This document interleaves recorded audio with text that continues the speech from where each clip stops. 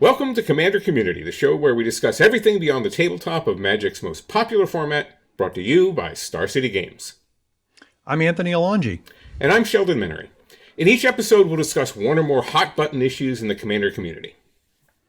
And I am still and always 100% likely to ask Sheldon, what the hell is wrong with you? And I am 100% likely to not have an answer. Issue number 1, Rule Zero. Oh, hey, there's the answer. So Commander's Rule Zero is a subject of a great deal of discussion in the Commander community. It's an unwritten rule that stems from the format's philosophy document, which you can find on mtgcommander.net. Anthony, you want to read the relevant part for folks? I would if it weren't an unwritten rule, Sheldon. But yes, I'll read the newly written part of it, because a lot of work went into this from the Rules Committee and others, and so it deserves that level of respect. Commander is designed to be a malleable format. We encourage groups to use the rules and the ban list as a baseline to optimize their own experience. This is not license for an individual to force their vision onto a playgroup, but encouragement for players to discuss their goals and how the rules might be adjusted to suit those goals. It's a piece of poetry, Sheldon. I just want to say that you and Josh and Scott and all the other. I'm in awe. Well, that was well done. That was uses really the passive neat. voice in a couple of places, but you switch to active quickly enough that the author in me doesn't Well, my I teeth gotta don't tell grate you, for long. I got to tell you, it was me. It was the RC. It was me, Toby, Gavin, and Scott. Mostly. No, I guess all four of us it was mostly, but the passive part comes from Gavin, who is Canadian. Right, so when we're Use writing the active stuff, voice, eh? when we're writing stuff, we struggle between the active and the passive voice, and the very flag waving an American in me is like active all the time. It reads great, and I certainly can still understand it. So it's well done. So there's internet chatter all over the place on this. Right. It's always brought up all the time whenever somebody says something out there, and they go, "Well, why can't we just have hybrid mana? Why can't I have a Planeswalker's commander? Why can't I do this? Why can't I do that?" Somebody will inevitably say, in some varying level of tone, you could use Rule Zero, and you could just do it if you wanted, and if you could get your friends to agree, like any game you play, like skee ball or street hockey or whatever. You agree with the rules with your friends. We're gonna have fifth base. You're playing with. We're gonna have fifth base in our softball game. So really the salient part. So Rule Zero gets misinterpreted a great deal, and I think we're going to get to that a little bit later. But the salient part here is the part about discussion, is the part about talking. I'm really interested in, at its heart, what Rule Zero beyond what folks think it means to you specifically. Sure, I can tell you. It's an easy answer for me. I'm very fortunate in a variety of angles in life, but in my Magic playing, I have both. I have all three. I have a group that I play with regularly. I've got a local store and this network of local stores actually where I play at, and I meet all kinds of new people. And I have been known to go every once in a while onto an event of some sort, a commander style event, and play with people that are coming at me, in mass quantities. A fest of some kind, maybe. Yes.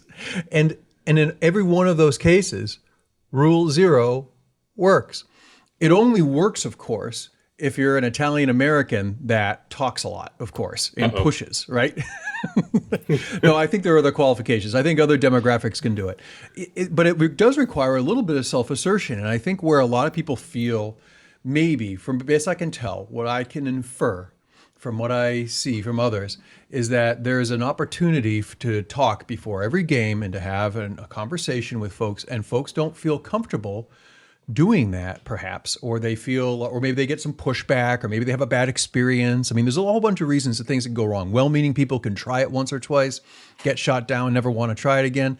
I'm not blaming the people that don't try to talk. And, this is all a shared experience and shared responsibility, but it does make it hard if people don't start. If you don't start the conversation, then you can't get it going at all. And so you're just responsible. Everybody has to take responsibility for it. And it's hard to do that. There's a lot of venues in life where we have to take responsibility for our own happiness.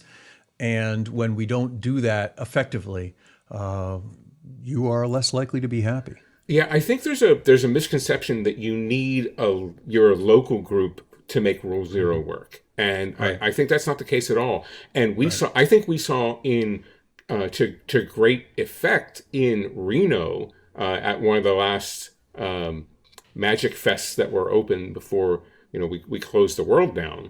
The Rule Zero really working, and Rule Zero is really it is, like I said, it's about the discussion. It's like, what kind of game do we want? It's a lot more than just power level or whatever. And I know we're going to get into that in a minute, but it's about discussing expectations and aspirations and intentions, and finding a place where you all agree.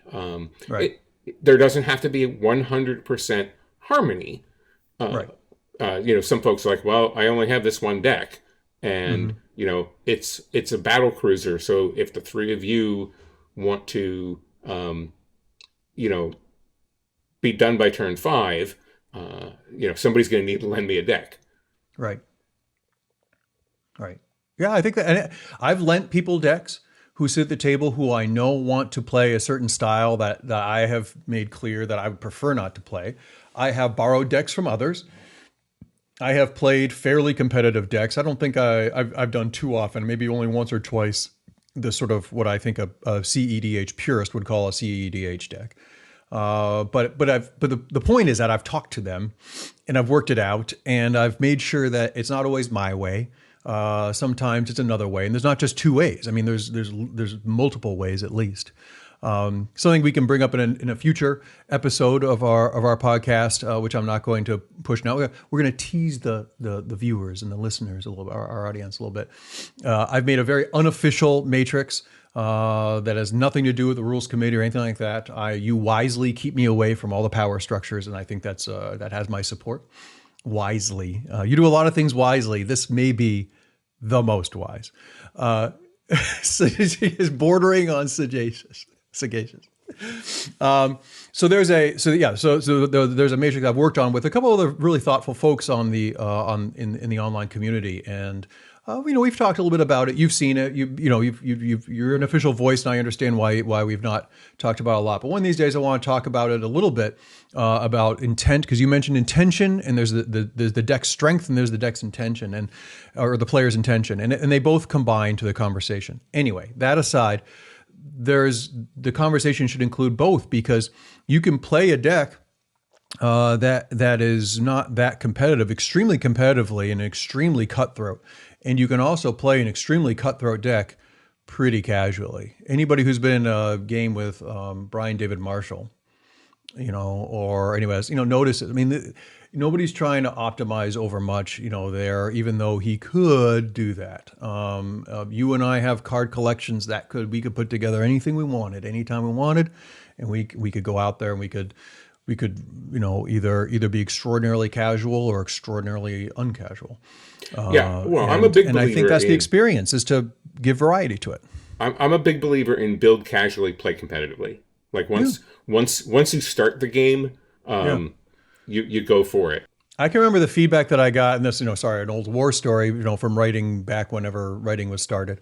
But one of the articles that I wrote early on was, I advocated for a pretty cutthroat. All the casual players that had been writing up to that point had been writing about very casual, crazy things going on, which is great. I play that way often too.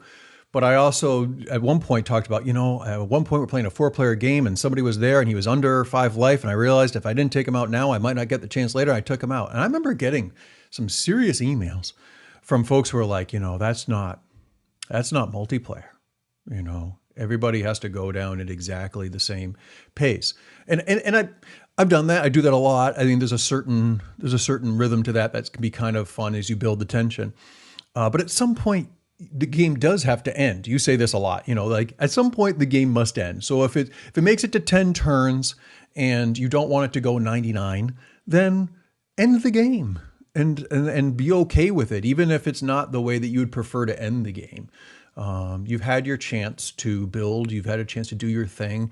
Every deck that I build has two demarcation points in my mind. One is, when am I happy because I did the thing that the deck wanted to do? Get out a certain number of permanents, do a weird little thing, have 4 planeswalkers in play, all doing dancing stuff, whatever it is. And then, of course, if there is a victory on top of that, great. That's the second demarcation point. Yeah, if you hit 2, great. Well, I think that's part of your Rule Zero conversation is expectations. I really, obviously when I play a game, I prefer to win, but it's not my primary motivation. My primary motivation is enjoying the experience. So if I play in a game where everybody does stuff and then somebody wins, I'm happy. I feel miserable along with the person that's sitting there doing nothing. Yeah, I want them to be part of the thing as well, even if it's just so that they create a challenge that I can then overcome. Right. But as long as everybody has been part of the game, then whoever wins is kind of secondary. I'd rather lose to something awesome than just kind of win however I normally win. Right. You were kind enough to let my son play with us while we were at a Richmond event last year, year and a half ago. Oh gosh, with COVID-19, anything could be a decade ago, and I wouldn't know. Was that summer? SCGCon summer? Yeah, I think it was last summer. And it was a great trip, and it was wonderful to see you again. And we had a good time, and things were awesome. And one of my favorite points was the 3 of us were doing fine, and I forget the gentleman who was next to me, a nice guy. Oh, Mike. Is that Mike? Okay, yeah, I think so. Now that you say it, and he struggled early on, and I could tell how frustrating it was because he was like, he had 2 lands out, and I've kept a lot of 2-land hands.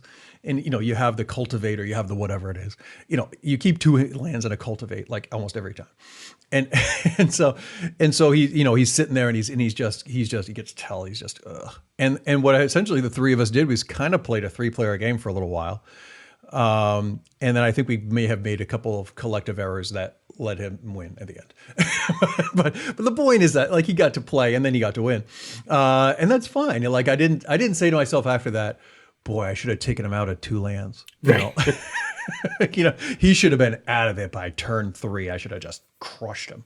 No, that's not. We didn't even have to Rule Zero that one out. In a full way. Like there was an unwritten, unspoken, if you will, agreement. And I think one of the things that I appreciate about you is that you give off a little bit. This will be the one time that I flatter you the entire show, all the episodes, by the way. So it'll be like a collectible antique item for folks who want to collect all the podcast episodes later. But one of the things I really appreciate about you as a player, Sheldon, is that you've played so many times and you comment so many times and so consistently, and anybody who follows you at all should be very well aware of how to play in a game with Sheldon. It should not be a mystery at all. First of all, it's a very conventional way to play. It's not that difficult to figure out. But secondly, you're very open about your style. You're very open about your style. You're very open about what you like and what you don't like and what you think other people like and your way of trying to make sure everybody has a good experience. And it just makes a lot of sense. So it makes it consistent. Whenever I play in an event and you're there, and the games that are with you are always a certain way, whereas the rest of the experience can be varied and it can be different. But everybody kind of most people try to do their best behavior when they're in a game with Sheldon. So, I'm going to have to break that trend one day. I'm going to have to be in my worst behavior just to kind of make things even out your karma. How am I going to be able to tell the difference? How are you going to what? Tell the difference. I don't. You probably won't.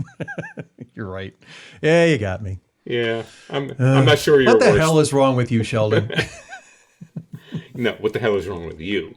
Yeah, no, that's well documented. So a lot of folks think that Rule Zero is there to ignore the rules. Right. But it's not. And I think it was one of the criticisms of Rule Zero is that they think that it's the RC abdicating responsibility for structuring games, and like, well, you can just default to Rule Zero. It's not. Our intention isn't to give ourselves an out, but it's actually to give groups an out or games an out, so that they can do things how they want. And again, the pregame discussion for me is not necessarily about power level, but about time. I think that's an exercise, and your matrix brings time into into one of the axes, and I think it's the one that people ignore. It's like, well, the deck does these very powerful things. Well, if it does them on turn 3, it's one kind of deck, and if it does them on turn 10, it's a different. And I want my game to get to double-digit turns. I want to slowly unwind. Just like a morning. You get out of bed and you shuffle over to the coffee maker, and you sit and relax with your morning Joe, as it were, and unfold into the day, and then an hour later, powerful stuff happens.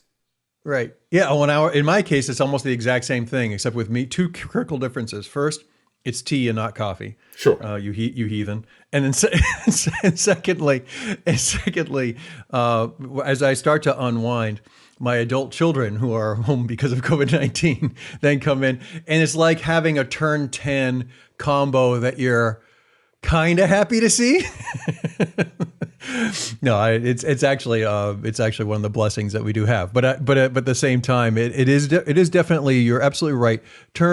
I think turn 10 sort of like, it's kind of fun to be able to say things like it's a turn 10 deck, it's a turn 5 deck, it's a turn never deck, whatever it might be, and that's one way to do it. And it's a nice, quick, easy shorthand. And I think we should discuss various systems, not just any that I've built or you've built, but there are lots of people out there doing some really good work. There are event organizers that have already tried some things that we should talk about, and we should thank, and we should give various levels of informal or formal seals of approval on.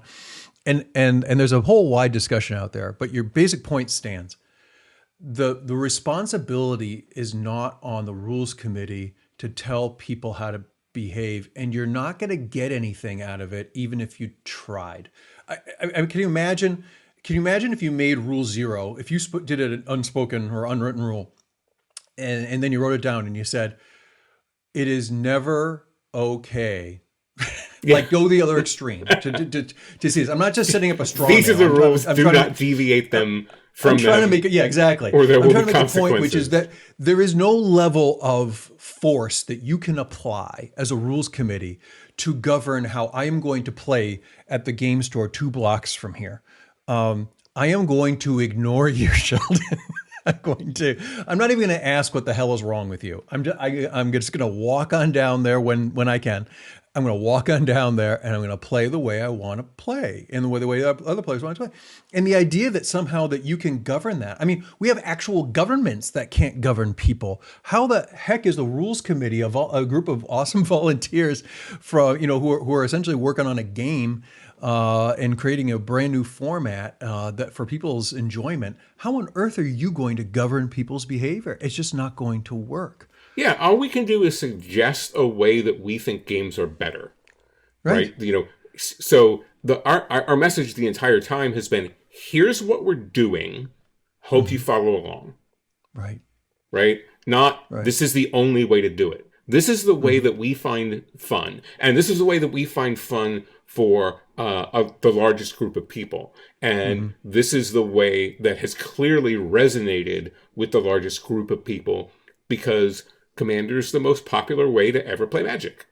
Right. So it's clearly the underlying message, the mission statement, the philosophy. We're the only format with a philosophy document. Right. The philosophy has resonated with enough people that they want to embrace it.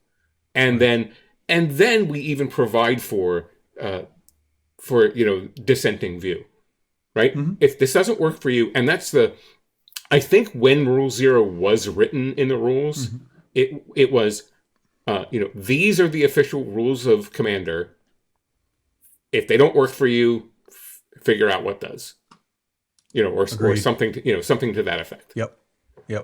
So yeah, Rule Zero isn't really isn't a get out of jail free card for anybody. It's there to enhance the experience for everybody. It's there so that even with COVID-19, we have a limited amount of leisure time in our lives. And Agreed. I don't want anybody spending their leisure time being miserable. Mm-hmm. So, we provide for the opportunity so that you find the kind of game you enjoy. And if you enjoy the number of spells on the stack getting to 10 as opposed to the number of turns in the game getting to 10, then great. That's we want to encourage you to find the game that you want. And when people say Rule Zero doesn't work, at untested places, I think that's not correct. Like I agree. I agree. At the SCG cons that I've been to, at Magic Fests in the Command Zone, it works when you just talk to people. Nobody's going to force you to play Magic to play Commander, right? You sit down, and I think the CFBE folks in Reno did especially a good job of not just putting together places for people of various power levels to sit, but actively having judges there to help marshal people to the kind of game that they might like. Yeah, I that's one of the things I'm hoping we can talk about more in the future is kind of how the critical role that event organizers can play, because if you have big guns like Star City Games and other kind of organizers of events doing things a certain way, and we kind of tend to coalesce around a certain way of doing it, then the local judge at the local store will feel more comfortable taking that same approach. Providing some structure is good, right? It's not that, and Rule Zero it doesn't absolve anybody of structure. I mean, there's still structure there. The most valid criticism I've ever heard of Rule Zero is, yeah, but I'm one person and I live in a very remote area, and and there's maybe only a handful of people in my whole area, and so if I go to the store or I go to an event, I have a really hard time because everybody else, and there's some generalization there, but that's okay. We're generalizing too. Everybody else wants to play a certain way and I don't want to. Okay, and that's valid, and your that this person's view is valid and way of playing is valid, and the larger group's view is valid too. So then what do you do? And the short term answer is you have limited options, not as few as you might have before the advent of online Magic and video, playing online and streaming and other ways of doing it. But your options are more limited, and okay. That's that, and that is all that the Rules Committee should be telling me at that point. I don't need you at that point, and you never tried, thank you, to talk to me about how to get friends or how to make more friends or how to compromise with people who aren't yet my friends. That is all in the realm of human behavior that is beyond the scope of the Commander format. That's why it's Rule 0 and not Rule 1. Well, the rules of getting friends are usually pretty simple.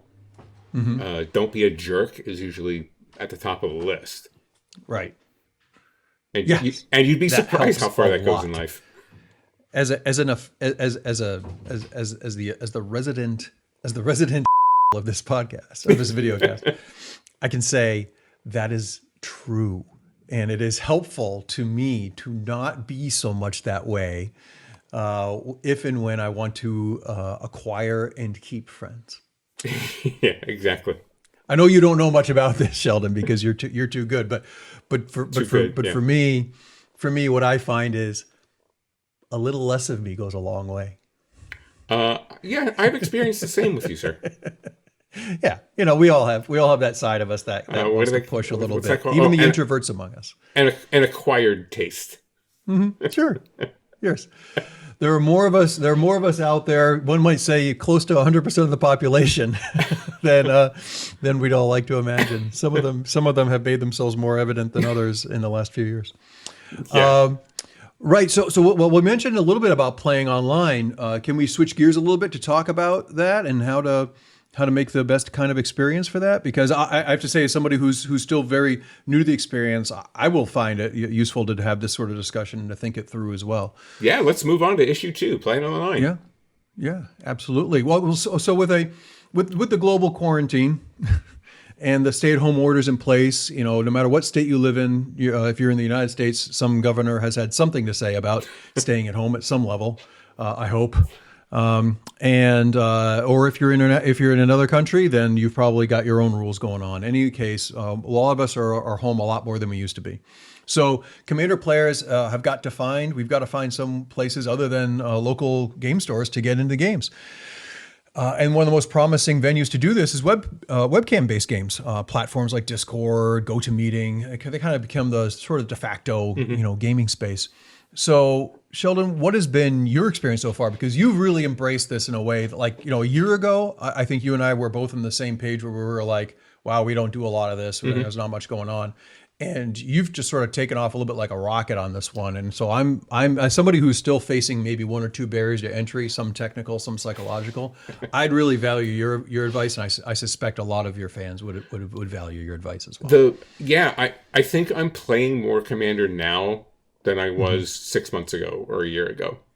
Yeah, it's because it's almost no effort to go over to the closet, get a deck, and find friends online. Right. Like you mentioned, Discord is a big one. GoToMeeting has space, or anything that has a joint video feed. Zoom, although Zoom. The way Zoom tiles the windows might be problematic. I don't know. I haven't played it, but yeah, my experience is that it's a great way to play, and you kind of don't have to put your pants on, right? It's not. That must be a big plus for you, Sheldon. Now I don't want to play online with you. Hey, I have pants on right now. I'm wearing a jacket, Anthony. I mean, come on now. You are wearing a jacket. This clearly is a bigger event for you than it is for me. I'm wearing a golf shirt, dude. And you know what I'm going to be wearing next time? Golf shirt. Another golf shirt. Well, you're already an icon, sir, and I'm trying to dress for the job that I want. Like, some of us have to work harder at it than others. Do what you got to do. So I've been playing a lot on CAG member Olivia Gobert-Hicks' Affinity Artifacts stream. She was the first one to invite me on. She had started playing probably 9 months ago or so, maybe even as much as a year ago, had started streaming. And she's like, come on the stream sometime. I'm like, sure. And now I'm a fixture every Tuesday that I'm available. Yeah. I'm there streaming for a couple of games because she's formed a great environment. The chat is outstanding. The chat's not even moderated, and it's still outstanding. Wow.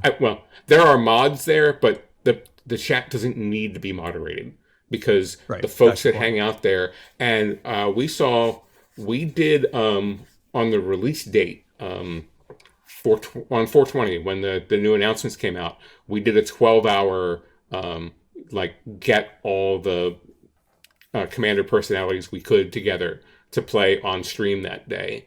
And I think we had upward of 400-something people in the chat watching the games. And nobody had to be kicked out. Everybody was great. They were kind, they were friendly, even if they disagreed with one of the reasons the RC was there all day was, and a number of the members of the CAG were there, was so we could answer questions about the relatively controversial decisions we had made for the first quarter of 2020. And there didn't need to be anybody banning people from the channel because the chat had already established such a great culture that people knew how to behave. And again, even disagreements like, I disagree with you, but, and here's my well-reasoned argument, as opposed to just, flaming vitriol at people. Right. So people asking you unironically, what the hell is wrong with you? Right.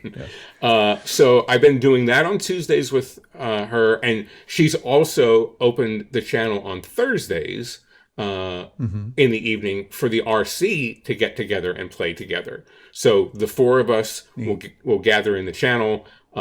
Again, it's about having a conversation with the couple of hundred folks that come to the channel.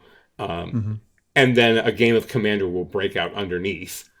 Right. The sort of, it's a way to socialize. It's Commander. It's a social format. So, we use Twitch streams and the like to be able to socialize while we're playing at the same time. So we've been doing that in Libby's channel on Thursdays, but I'm pleased to announce by the time you're watching this, the RC will have generated its own Twitch stream channel, so that very nice. So that we're not bogarting Affinity artifacts, and she can Olivia can return to playing with the cast of reprobates as opposed to the cast of super reprobates. She can really level up right on Thursdays. Congratulations, Olivia. That's. So we'll have set up a channel, and again, it'll be a place where we're gonna foster communication as much as Commander gameplay. It'll be about us playing games, and it'll be about us demonstrating the kind of games that we think are great. But it will also be about chatting. Thing is, you don't really need to have a bunch of people watching to play a good game. You and your three friends can get together in a Discord channel. There's a Discord server actually called Play EDH, and they will help you find a game. They're like you when you sign up. You register like at a power level, and it's like, I only want to play this and this level and below, or this level and above, or whatever. So there's this marshaling of players together, so that you do have a good game experience. Right. It's definitely something I'll be trying in the very near future. As I mentioned, there are two barriers for me. One's technical, which is not that much left anymore, but the other one's being psychological and just taking the time to do it. I've actually found, I'm living 24/7 now with my favorite, player to play with, my son. And I think since in the 6 weeks that we have been under our self-imposed and then governor-imposed stay-at-home order, I think we may have played maybe 2 or 3 games of Magic total. And it's really weird. And we haven't talked about it yet, but psychologically, I'm trying to figure out, why is it that I'm not because usually I'm like, hey, let's play. Hey, let's play. Hey, let's play. Like every 2 seconds, like, Dad, get off my back.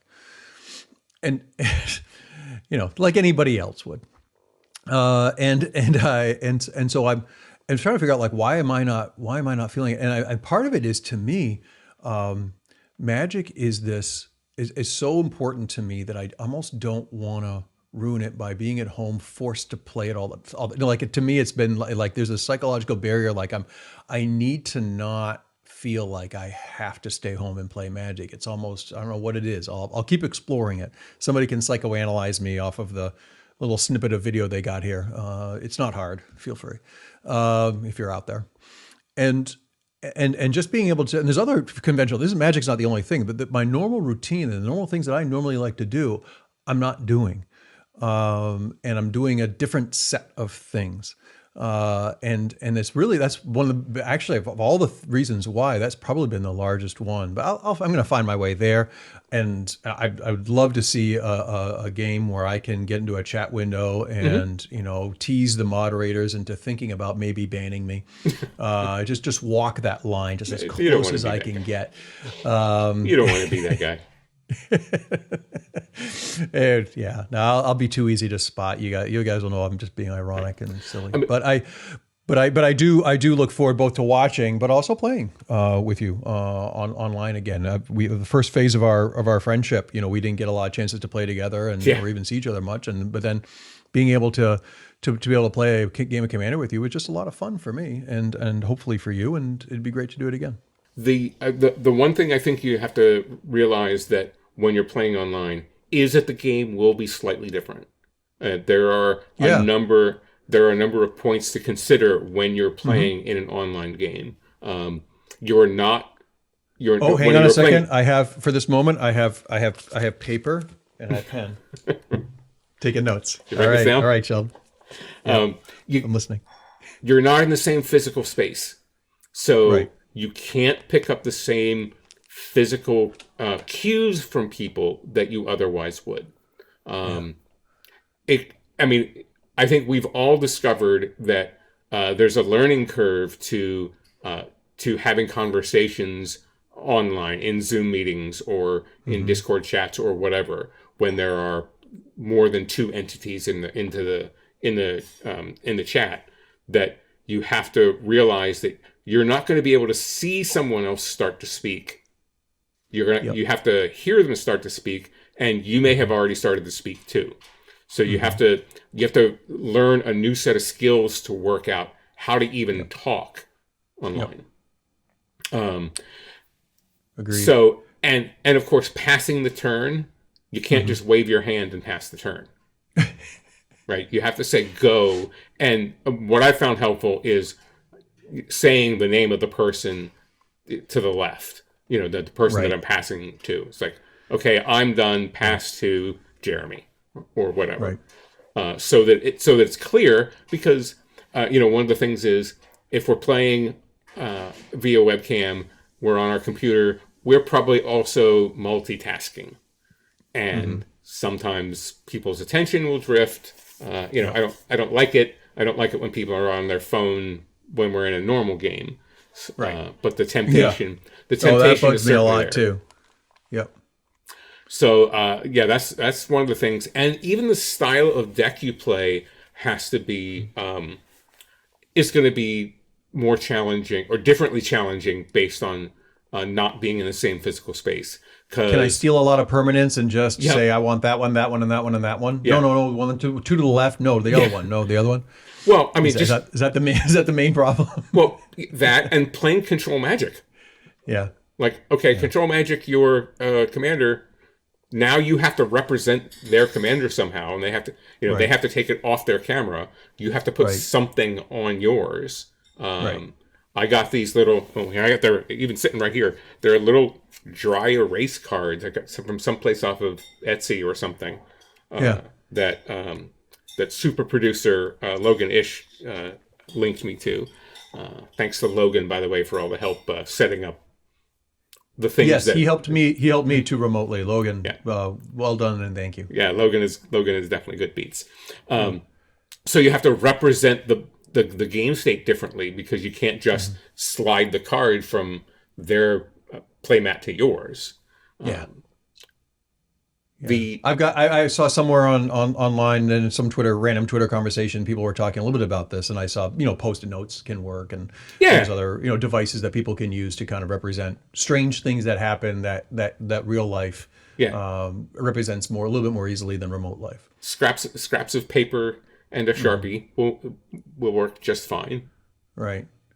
So scraps of paper and a Sharpie are fine. However you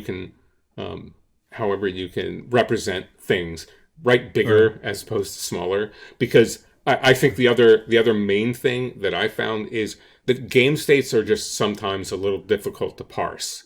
I find myself asking, okay, what's the creature next to your commander? And if you don't have an encyclopedic knowledge of all the Magic cards, of the art of all the Magic cards ever, you're going to go, I think I recognize that. That's something from the new set, but I don't remember what it is. Speaking of visuals, what do you do about the glare? I read a really neat piece that about how glare works. I think it was Jim Spike Feeders who did a neat piece about how the glare works and just to remind and stuff. And I've tried different things. I've got enough tech here where I've set up like a camera on top of a table and like try to put lights and stuff. And I'll tell you, when I look at it on a computer screen, I still say to myself, I'm going to need to take all my cards out of all of my. Not only that, but I don't know if I can use foils, and so and so like how do you cope with that? What do you do to make it so that you can see or that other people's cards can be seen, or how do you make yours more visible to others? How does that work? Powerful but indirect lighting. Yeah. Gretchen got me these lamps that are powered by USB, so they'll plug into the computer. As a matter of fact, I'm using them to light me now. And they're really luminescent.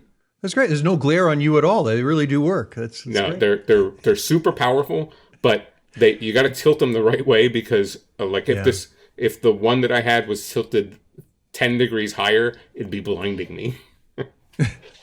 Wow. Okay. So, yeah. No, I'll keep playing with lighting and trying new things and such. And I encourage Jim and others to continue to give great advice. The more I can read on this, the easier it'll be for both me to play and people to play with me. I want it to be a good experience for them. I don't want them to squint at my cards and go, I can't see that. Even the artwork is hard. There's a lot of folks online who are willing to help. We mentioned Logan, who has been a font of knowledge to those of us who are spinning up our webcam play. There's a whole Discord server called Content Creator Help. Okay. And they'll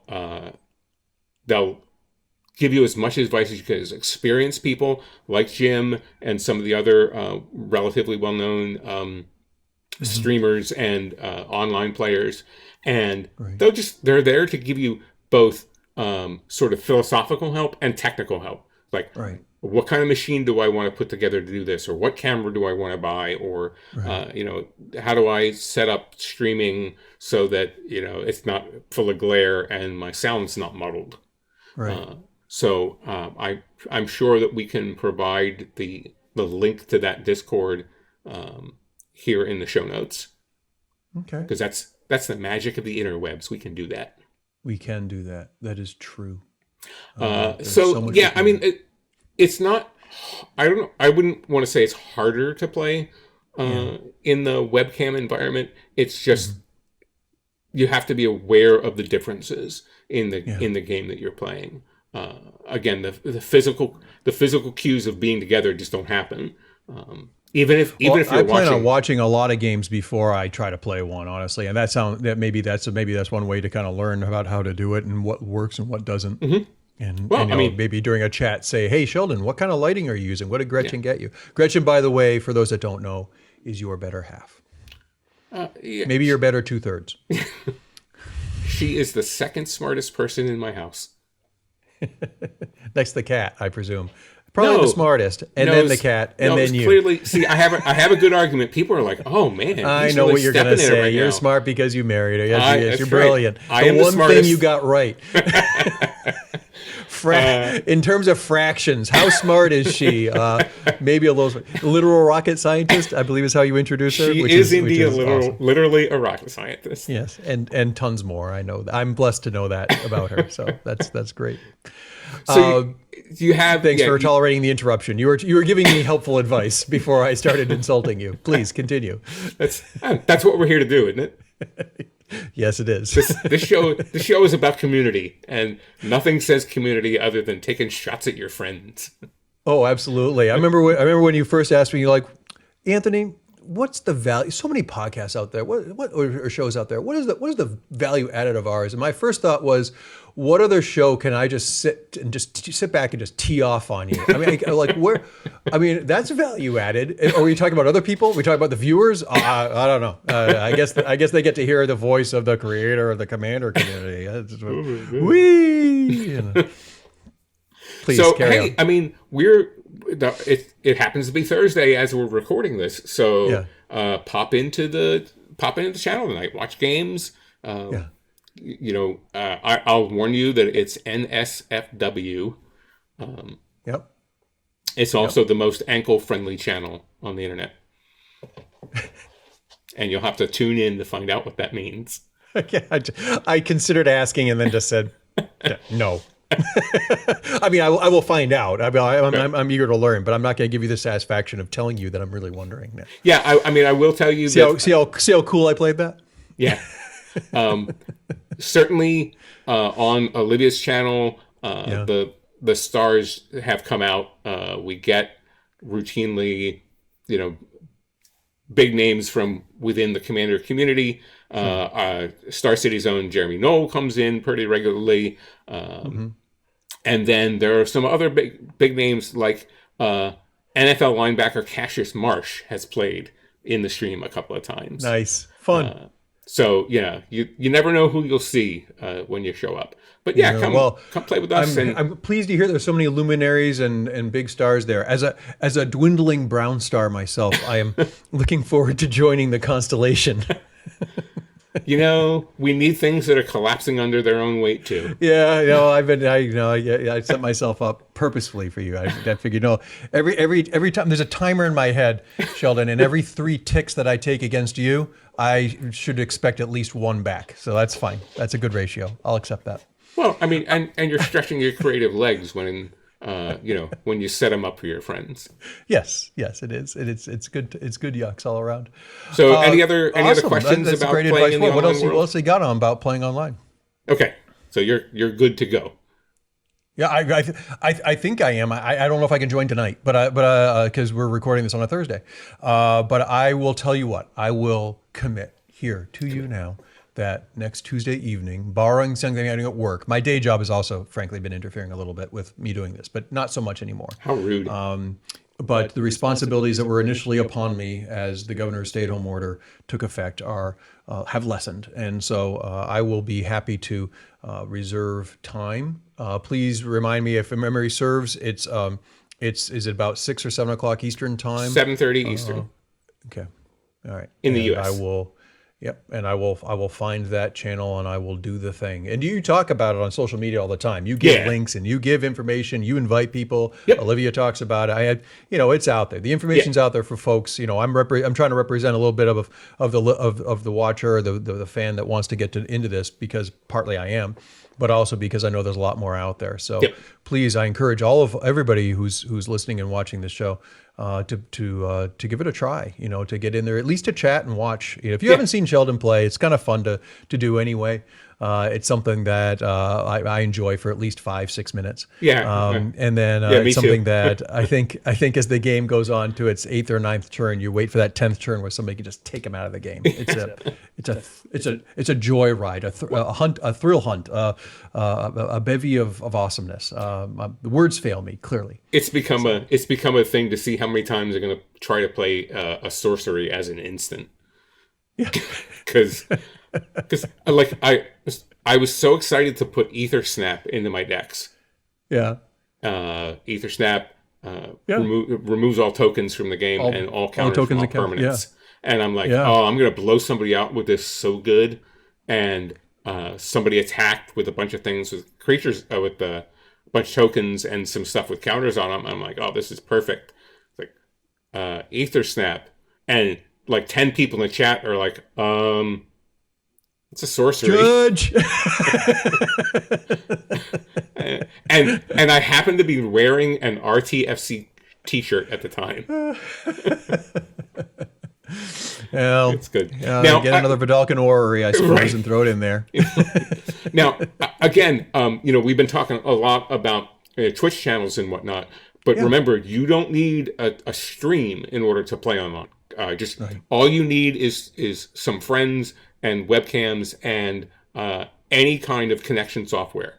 Again, whether it's Discord, GoToMeeting, Zoom, however it is that you can play together, you can do that. And I've played in some private games where people's like, hey, what's the chance we could get you to play with us tonight? And I was like, well, I happen to be free, so sure, I'd love to.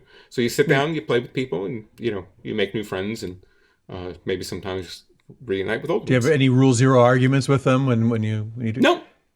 No, that's a shame. I was hoping to tie this together thematically, but no, never mind. You talk. It's video editors cut all of that out. So, I mean, starting from minute 2 to about now. I'm a big believer that it's better to play in no game than play in a bad one, and a bad one is one you're not going to enjoy. So, agreed. Somebody says, "Would you like to join us?" I'm like, what kind of game do you have?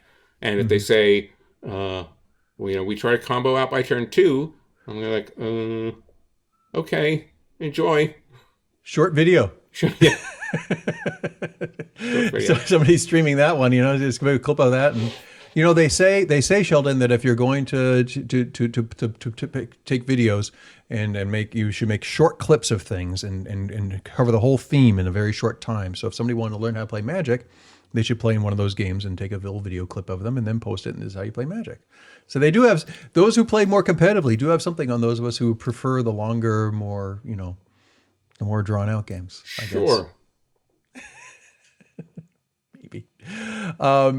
Great. Well, I mean, I think the main point here, Sheldon, is, as you've made very clear, and as I think people know, without us telling them, to be sure, but just to reinforce, we do live in this world with a new normal.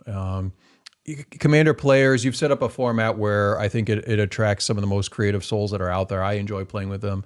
You enjoy playing with them. And these are people who are also adaptable. I like to think of us as an adaptable group, and we've adapted to the circumstances. We've created ways to play a game that's going to remain popular. It's going to remain popular for however long this lasts. And of course, after we're all back together, I think a lot of things will establish. It'll be interesting to see. Last note on this is be interesting to see whether or not there are things that permanently change. The workplace I live in, I do live in an office setting now, but I usually work in an office setting, and the work in the office setting. One of the things we keep telling ourselves in that professional sphere is that there are going to be new rules when we get back to work. It's not going to be the same. And then we talk about this as a society. There are certain things that are not going to be. They're not going to be going back exactly the way they were before. And I'll be curious to learn, what about going back to a local game store and playing games of Magic will be the same, and what won't be. And that might be sort of an interesting thought experiment for you and I to engage in, or others, or ask people on chat or whatever, and be kind of an interesting community conversation that would, I think, take advantage of the smart creative community we've got to think about how much of that can we control? How much of that could we shape? If we think about it now instead of waiting for it to happen to us. Yeah, I think that what this has shown us is I'm sort of taking the silver lining approach here, but what this has shown us is what's possible, and we probably will be operating under new paradigms, or we already are operating under new paradigms, and I don't think that's going to completely go away. And it's shown us the value of being able to just turn the camera on and meet up with our friends. It doesn't mean it's going to replace our favorite way.